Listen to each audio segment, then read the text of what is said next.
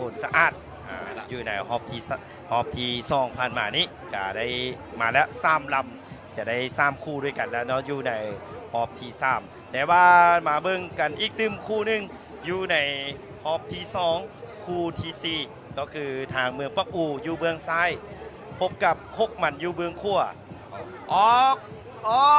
มาแล้วท่านผู้ชมสำหรับรอบที่2คู่ที่4เป็นการพบกันระหว่างคกมันอยู่ทางเบื้องขั้วที่เอาชนะทางบ้านปักเสืองมาได้เมื่อกี้นี้ต้องมาประสันพบพอกับเมืองปักอูที่เป็นเหือยึงอยู่ในฮอบนี้ตอนนี้สังเกตเห็นว่าเสื้อสีเขียวหรือว่าเสื้อสีฟ้าซะเอาตอนนี้เป็นทางเมืองปักอูตัวแทนของเมืองปักอูที่ส่งเรือเข้าร่วมการแข่งขันอยู่ในงานบุญส่งเรือเดือนเก่าพอเข้าประดับดินอยู่ที่นครหลวงพระบางต้องมาประสันพบพอกับทางบ้านคบมันอยู่ทางเมืองขั้วว่าจังได้ก็ว่าแต่ตอนนี้ถ้านายท้ายโบเก่งเขาโค้งอาจจะบุดีพวกเรือต้องทิ้งเที่ยงถ้าเทียมตรงแล้วต้องใส่กันวันเดียวเลยเอาละเด้อตอนนี้พี่น้องเอาอีกสังเกตเห็นว่าตอนนี้เริ่มเข้าสู่ทางโค้งโดยเฉพาะกับแม่นทางเมืองปักอูเริ่มตั้งหลักกันแล้วตอนนี้นายหัวเริ่มสั่งแล้วนายท้ายเริ่มสะบัดแล้วเด้อพี่น้องสั่งใดสั่งไปคกมันบอกว่าซ้ำนี้มันเป็นงานน้อยมันเป็นเวียงน้อยเอาละคกมันอยู่ทางเบื้องขวา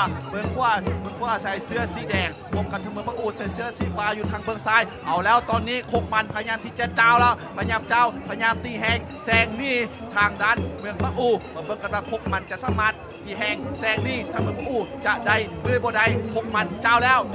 ตอนนี้คกมันเจ้าแล้วพยายามทางงัดเอาแล้วตอนนี้มาเบิ่งกันว่าคกมันจะสามารถตีแหงแซงนี่ทางเมืองปักอูจะได้หรือบ่ได้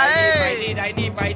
ไปบอกคำเดียวว่าควายแม่ในนามตัวแทนของเมืองปักอูพี่น้องเอ้ยมาแต่เมืองปักอูถ้าอยากเห็นธรรมชาติดีๆต้องไปทำติ้งที่เมืองปักอูตอนนี้เมืองปักอูเริ่มตีตัวนี่ห่างทางบ้านคกมันไปแล้วตอนนี้ประมาณ 3-4 คนข้างหน้านี่แหละพี่น้องเอ้ยตอนนี้เมืองปักอูเริ่มตีตัวนี่ห่างทางบ้านคกมันว่าจะได้ตอนนี้เริ่มไปนี่ได้นี่ไปคกมันบอกว่าซ้ำนี้ค่อยปล่อยเจ้าไปก่อนเดี๋ยวค่อยจะไปแซงตามหลังเอาละคกมันว่าจะได้เสื้อสีแดงทางเบื้องขวาตอนนี้นายท้ายนายหัวพยายามย่อมเต็มที่คกมันพยายามที่จะตีแหงแซงนี่ไล่บีกับทางเมืองปักอูจะได้หรือบ่ได้ก่อนแล้วเดินเมืองปักอูนี่แหละสีพายของเมืองปักอูมาจากบ้านฮักคอของพวกเขานี่แหละเริ่มมีพลังกำลังที่แข่งกันเริ่มตีตัวนี่ห่างบ้านของมันแล้วสังเกตกันให้ดีนายหัวเริ่มโยมเอาบ้านของมันเริ่มต้องยอมจากกันเอาแล้วตอนนี้โยมสักกันแล้วเอกลักษณ์ของโรงพยาบาลต้องโยมอย่างเดียวนายท้ายเริ่มสะบัด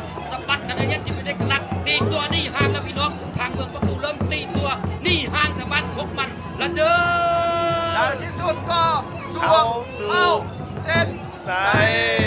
มาถือว่าตอนนี้คู่ที่4เมืองปักอูนอกจากอยู่ทางเบื้องซ้ายเอาชนะบ้านคกมันอยู่เบื้องขวา